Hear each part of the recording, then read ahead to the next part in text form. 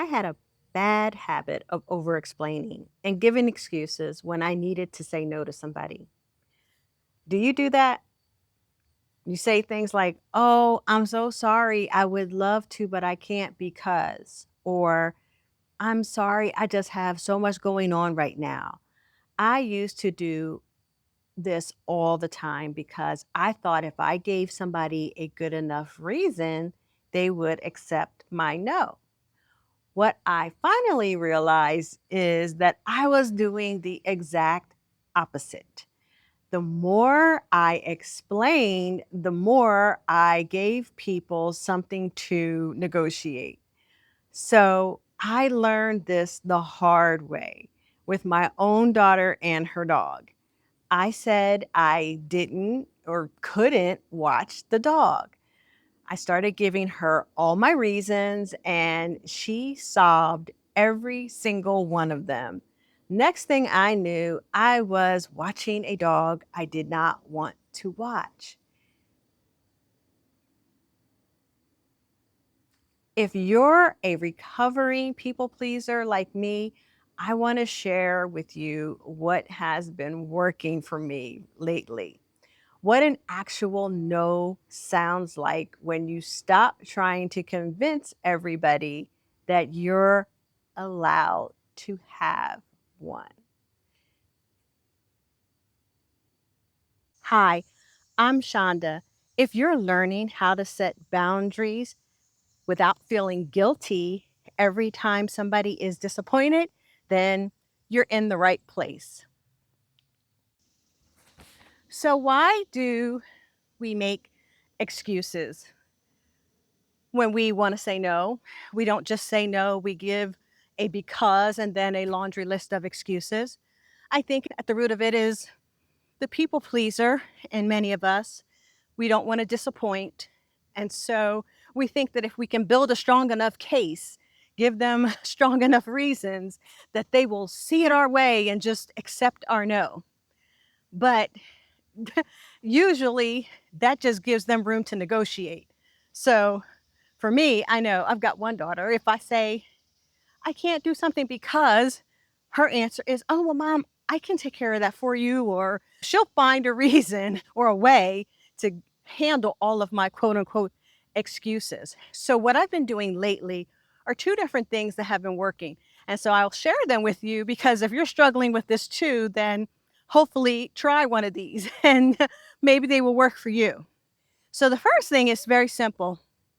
I lead with the no and I keep my statements short. So I might just say, nope, I can't watch the dog today, period. And then if I feel like I need to add a little bit more so it doesn't sound cold, I'll say, I just don't have the bandwidth for that. Just a very short, simple statement, but it's still not an excuse. It's not because I have to do X, Y, and Z. So it would just be, I can't do it today. I just don't have the bandwidth, and leave it at that. And then leave them to sit with that no. And in the beginning, it's not easy because it's sort of like this uncomfortable silence, especially if people are used to you always saying yes. Then it's going to be awkward in the beginning. And you're going to have to learn to sit through that awkwardness just as much as they are going to have to sit with it. And when you're in that uncomfortable feeling, don't backpedal. Ooh, there's bugs out here. Don't backpedal. Just keep your boundary. So that's one thing that I've been doing, leading with the no and just making it a short, simple statement. Follow up with one additional statement if you need to. Definitely don't use the word because then you're going to lead into all of your excuses. So I would love to, but I can't because, like, that's not what you want to do.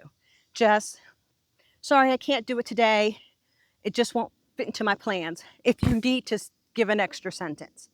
And then the second technique that I've been using is to exchange the word but for the word and. And so the way that sounds and what that looks like is, I can't watch Bandit today. And I am so grateful that you even trust me to do it. I can't do it today, though. So that's very different from saying, I would love to watch Bandit, but I have all of these things I have to do today. Once you put the but in there, it like negates everything that you said before it. So they don't even hear, I would love to. They just hear the but. And it has a much harsher sound, and I think it ends up disappointing them and letting them down even further.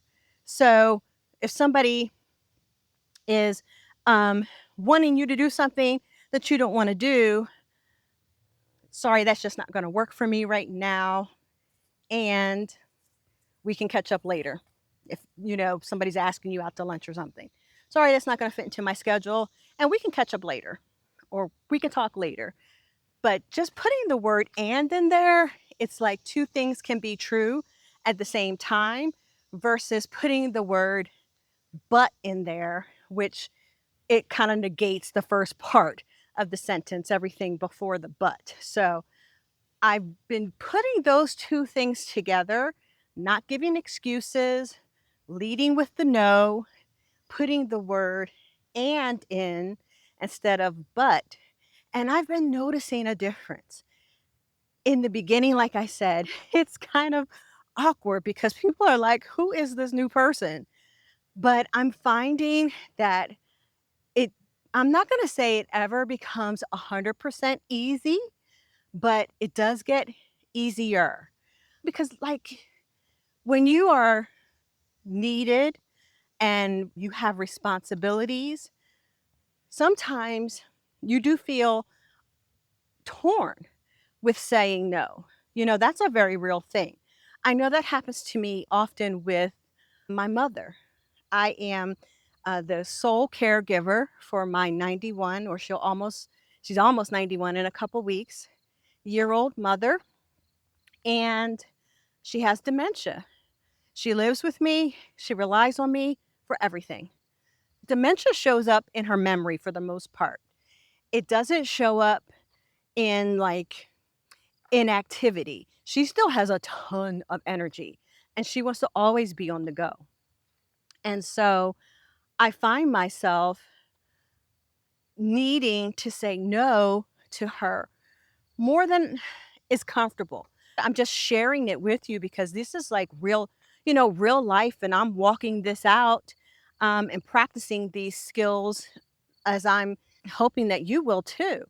But she still wants to be on the go all the time. And she is an extrovert, always was a people please, not a people pleaser. No, she was always a people person. She loved to go out and in the grocery store, in the restaurant, wherever, she's going to make friends. She's just that type of person. Now you contrast that with me, and I am an introvert. And so I need to be still, be quiet, be alone to recharge. Whereas she needs to be out talking to people and mingling and having conversations. And that's how she recharges. So you have this dynamic where if I'm not working, she wants me to take her wherever I go. So she can just get out and be among people and chit chat and make conversation, you know, in the grocery store line or wherever. And I am finding that there are times that I need to say no because I don't need, um, or I not even I don't need, I can't handle another conversation. Like I've been working all week, been putting in long hours, and then on the weekend, she wants to just be with me nonstop and chit chat, chit chat, talk, talk, talk. And I need to be quiet, process my thoughts, fill my cup back up. I mean, my social battery is on zero. And so I'm really torn in those moments because I mean, it's my mom. I want her to be happy. I want her to do the things that make her happy. And I, I do struggle with the guilt of like, well, things will run through my mind like, what if this is her last day with us? And I said no. And these are very real situations, whether it's with family, friends, a partner, whatever it is, you find yourself in these real life situations. And in that moment, what I have to do is remind myself that if I don't take care of me, then I'm not going to be any good for her or anybody else. And it's hard when what's good for her contrasts with what's good for me. And so I need to say no for a very good reason. And then I need to be able to not let her disappointment make me feel like my decision is wrong. And that's another tip that I'll share with you guys. When you have to disappoint somebody, that does not automatically mean that you're saying no or you're setting the boundary was wrong. You could have a really legitimate reason for that no or that boundary, that thing you would not do, or that conversation you would not have at a certain time. And as you change and you start to make these changes and strengthen your boundaries, people are going to have to get used to it, right? And you're going to have to get used to it.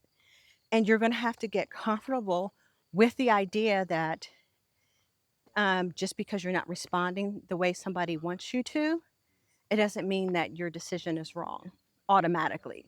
You know, mean that. Hi, how are you? How are you? It doesn't automatically mean that your decision is wrong.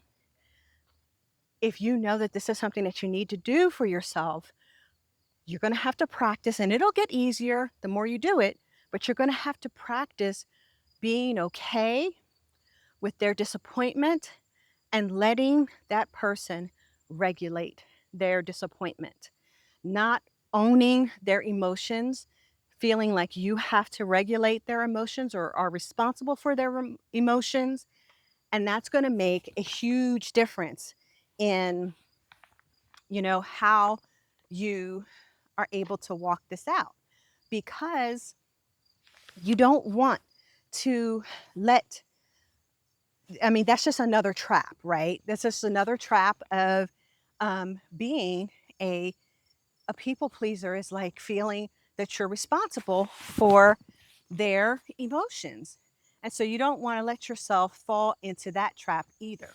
You need to be comfortable with sitting in that disappointment, because in the latter half of life, my over 40, I'm over 50, those people, we are responsible for so much, right? We're responsible for so many people, and we have people counting on us for various things: parents, kids, employers, siblings, you name it.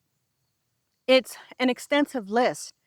And as you start to transition to the point of maybe your kids are getting out of the house, you need to start to figure out who is the woman beyond the person that everybody needs, that everybody has expectations for.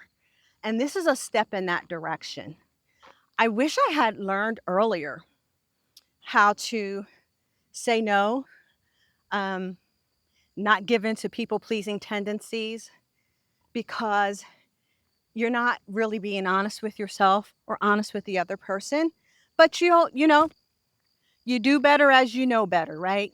So if you find yourself struggling with this, give one of these tips a try and see how it goes. Actually, I'd love it if you come back to the comments and let me know. What did you try? Leading with the no, keeping your statements short, not giving the excuses so that you give them room to negotiate all your excuses away. Let me know if one of them helped. And if you've gotten some value out of the video, I'd love it if you would subscribe and join us. People pleasing is a tough thing. And even when you are actively practicing it, You're going to find yourself in real life situations that don't make it so easy. But the goal is not to not feel the discomfort of it when you are new to this and you're starting to practice it. The goal is to be able to sit with that discomfort and still hold the boundary. That's the goal. So I love you guys. Until the next video, as always, I want you to study yourself, study the Word of God so that you can see you as He sees you. Until next time, take care, guys. Bye.